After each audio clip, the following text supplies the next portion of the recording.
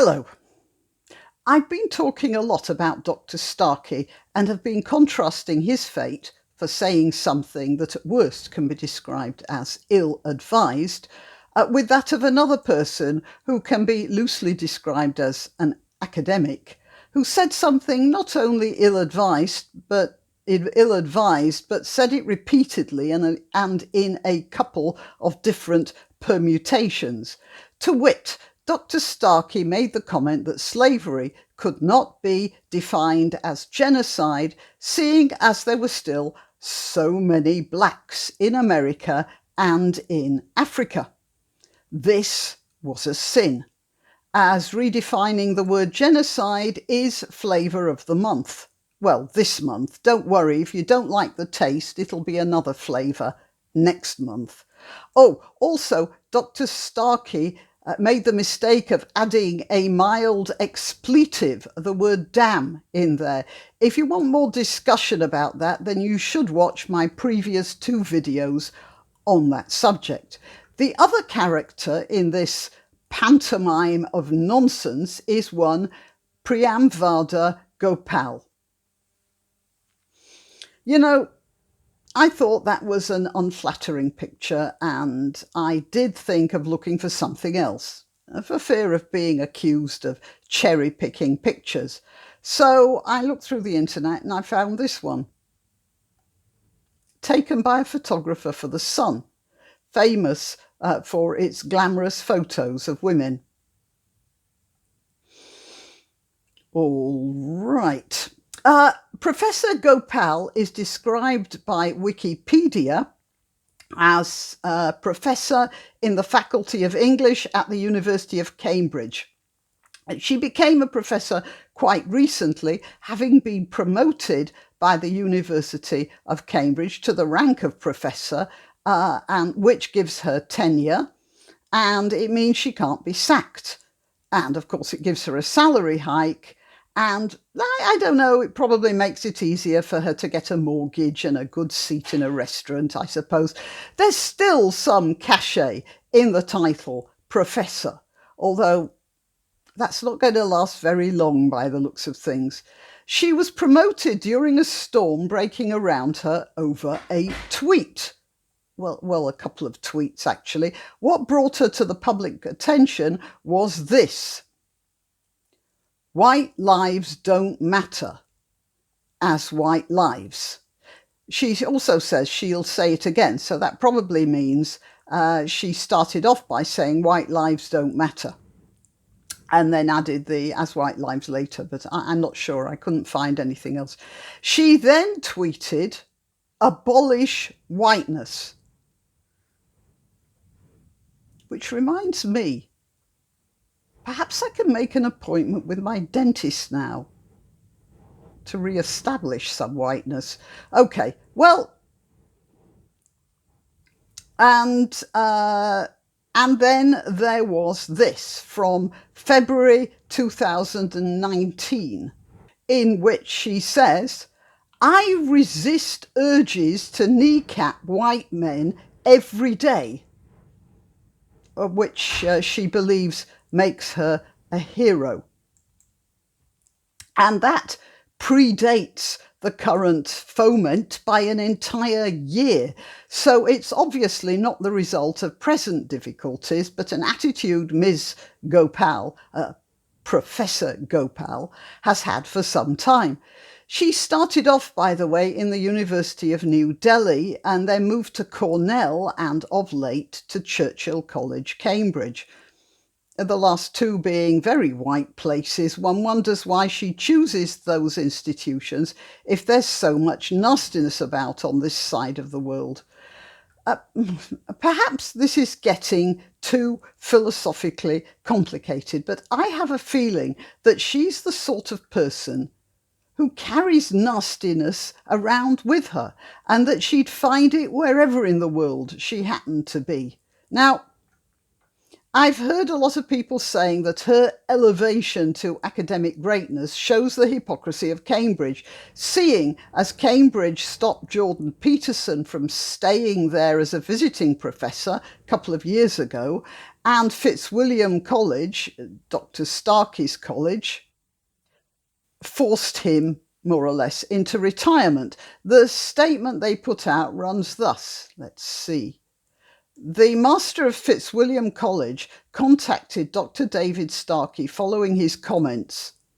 The master has accepted Dr. David Starkey's resignation of his honorary fellowship with immediate effect. Fitzwilliam prides itself in leading the way in Cambridge in opening access to higher education for underrepresented groups. Our student and academic bodies are diverse and welcoming to all. We do not tolerate racism. Although Dr. Starkey holds no teaching role at Fitzwilliam, honorary fellows have the same responsibility as all members of our college to uphold our values. Evidently, their values do not include honesty. So, as I said, the two situations, in my opinion, Gopal's being by far the worst, seem to have started off similarly with two diametrically opposed outcomes. Well, we can't blame Cambridge as a whole. We can make the case that Churchill College is not Fitzwilliam College, and the colleges are run and directed in general by their various masters. Now, although the master doesn't have absolute power over the college, the master does, sort of spearhead the direction of the college. And Fitzwilliam College is at present headed by Baroness Morgan of Huyton. Let's see what sort of person Lady Morgan is. I'll just go to the political career. From 1985, she worked for the Labour Party under John Smith and Tony Blair before joining Blair's political office in 10 Downing Street following the 1997 general election. She was made a life peer on the 20th of June 2001. She was Minister of State for Women in the Cabinet Office from June to November 2001 before rejoining 10 Downing Street as Director of Government Relations. She left Downing Street in 2005. That's when the Conservatives took over. She was one of the 3 advisors Blair was most dependent upon. Well, so that might give us a clue about why that outspoken right-winger may not have been exactly welcome in her college. As for Churchill, that is headed by Dame Athene Donald. Just for those of you unacquainted with the British honours system and titles, in America, there is nothing like a dame. In Britain, the title dame in this context is the female equivalent of a knighthood. The title sir for the men and dame for the women. So, Professor Dame Athene Donald is an experimental physicist. I note that she was awarded the L'Oreal UNESCO thingy for women in, that's what it's called, the Women in Science Award in 2009. L'Oreal, the same company that employs this chap, trans woman, Munro Bergdorf, who is famous for describing white people as the most violent and oppressive force of nature on Earth. So, although I believe that Professor Donald is an excellent scientist, frankly, I'd be suspicious of any award given by L'Oreal, or indeed any makeup, but that's just my personal opinion. One of Dame Athene's pages makes the following statement. Many of my blog posts at my various blog sites deal with issues around diversity issues. Well, she's a physicist, not an English graduate. Mind you, that's no big deal either. Anyway, issues around diversity issues, particularly unconscious bias.